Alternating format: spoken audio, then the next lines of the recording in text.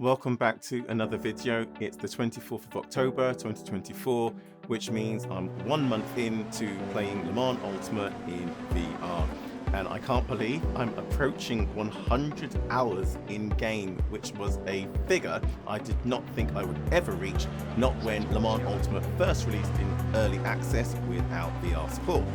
However, since then, on the 24th of September 2024, Studio 397 released the latest update, which included an update for VR, which means all of us VR racers who were sat on the sidelines have been able to not only get on track and enjoy this amazing game, even though it's in early access, we've been able to enjoy it in the online races.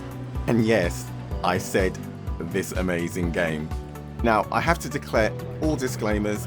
Since the 24th of September, I have been so engrossed in trying to get Le Mans Ultimate to work without any stuttering, any frame drops, just to make it a nice, smooth, buttery smooth we're calling it, experience in Le Mans Ultimate, that I haven't touched Assetto Corsa Competizione, I've not been near R Factor 2, and I've only had one brief sojourn into Automobilista 2 to do a head-to-head comparison. And yes, to everybody who watched the last video, the head-to-head, I will, at some point in the near future, dive back into Automobilista 2 with the 1.6 update and see how that has been improved when it comes to physics. I also have to throw out a correction to myself. Thank you to everybody in the comments who highlighted it to me. I did say that when it came to Le Mans Ultimate and Automobilista 2, that I preferred Le Mans Ultimate because the force feedback in Automobilista 2 felt somewhat arcadey to me now that I've spent almost 100 hours in Le Mans Ultimate. The correction that I have to stand on is what I should have said is that the physics in Automobilista 2 felt somewhat inferior to that of what we've got in Le Mans Ultimate. The force feedback and the physics are, and again, I apologize, I stand corrected, something completely separate entirely. So yes, I will dive back into Automobilista 2, I will sample the 1.6 update, and I will see how that physics update feels now compared to Le Mans Ultimate. So, what have I been doing for those almost 100 hours in Le Mans Ultimate? Well, I've been racing, so much of that time has been in the GTE Fixed series. I've latterly got into the GTE Sprint series, and as you can see by this video, I've been experimenting in the hypercars, and in a few moments you're going to see that I've also jumped into the LMP2. And that very much is because, as I said, I am loving the physics in Le Mans Ultimate. The racing experience online has been so rewarding that I've been somewhat obsessed with it. I haven't put so many hours into sim racing since, I don't know, 2018, maybe 2019, when I was deeply engrossed in iRacing, going for my Road to Pro license, which I obviously did not get. But not only have I been enjoying the racing, I have been, I'm not going to say enjoying, I'll say enduring the challenges and struggles of trying to get that smooth, seamless racing experience visually in VR in Le Mans Ultimate. And thank you once again to everybody who commented on the last video, pointing out some tips and tricks, some locations to go and find a little bit more information on what I could try.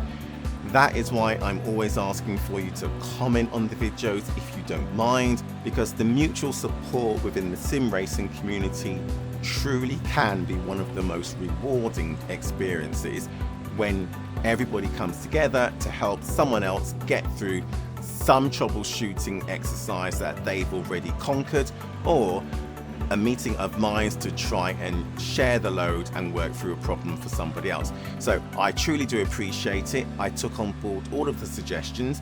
I have, for instance, turned on the locked to horizon view. I had it turned off, which got rid of that bumpy experience that I was speaking of in the previous videos, where I thought that perhaps Le Mans Ultimate was trying to compete with Assetto Corsa Competizione for the bumpiest track surfaces in sim racing.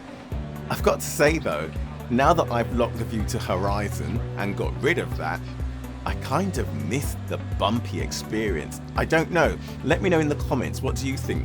But I think now that I don't have it in the videos, that it was kind of adding to a sense of realism, because when you watch any of the onboard footage from maybe Formula 1 or WEC, that bumpy experience that you see really brings home just what a physical experience it is for the drivers going along these racetracks, because they're not billiard board smooth. They have bumps, they have undulations.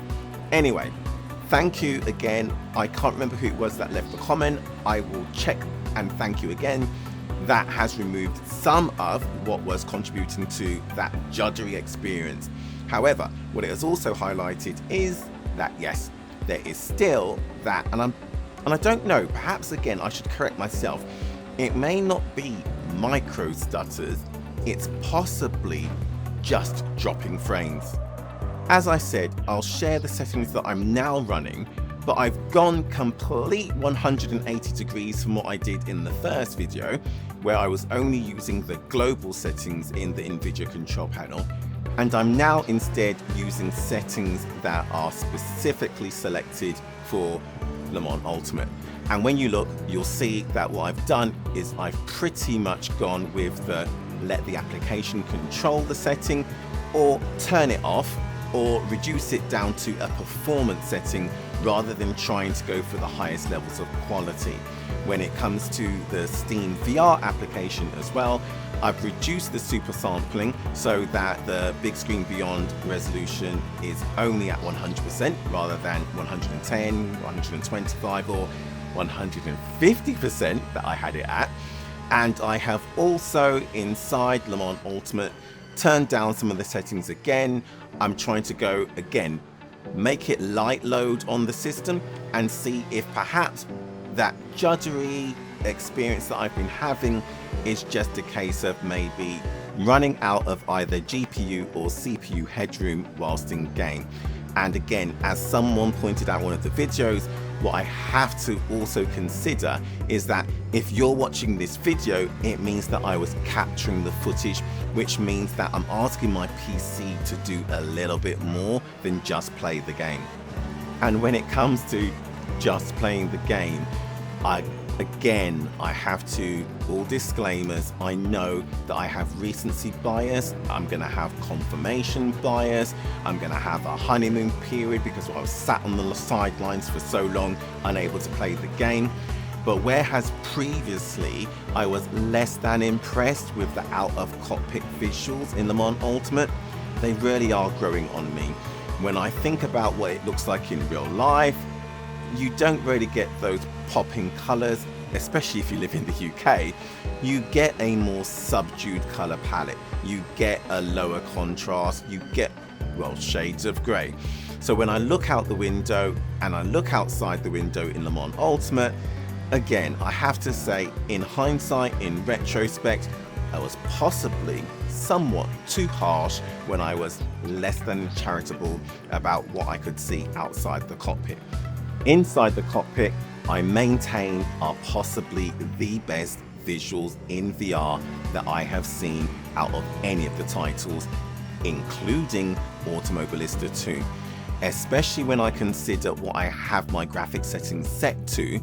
If you think back to the LMP2 footage in this video, the wet race at Spa, Le Mans Ultimate possibly has some of the best rain effects on the windscreen out of any of the titles I've played in the last 12 months. I'm not going to make the same mistake and say which is better than which, because that is personal preference, but it truly does look amazing. And again, you have to appreciate that what you see on this video in 2D is nothing in comparison to how it appears to someone watching it while sat in VR. And as you can see on the screen, I'm not running the most ultra of ultra settings. I hope at some point over the next few weeks or months, Studio 397 will release an even better update for VR, dare I say the official VR patch, so that we can push the extremes on visuals.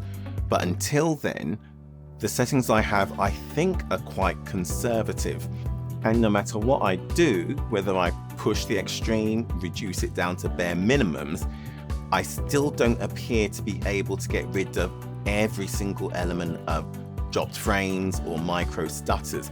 And as commented again on the last video, we don't really want to spend that much time tweaking and tinkering away at our PCs just to play a game in VR. We want to just play the game.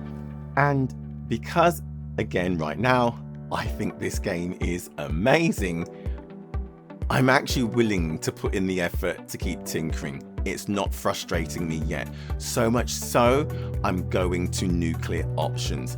For the first time since buying my PC, I've upgraded the BIOS on my motherboard, bringing it up to 2024 rather than 2021, just in case there is any element that is contributing to maybe my graphics card, my memory, or my PC CPU not functioning 100% to optimum. So I'm going to keep tinkering away.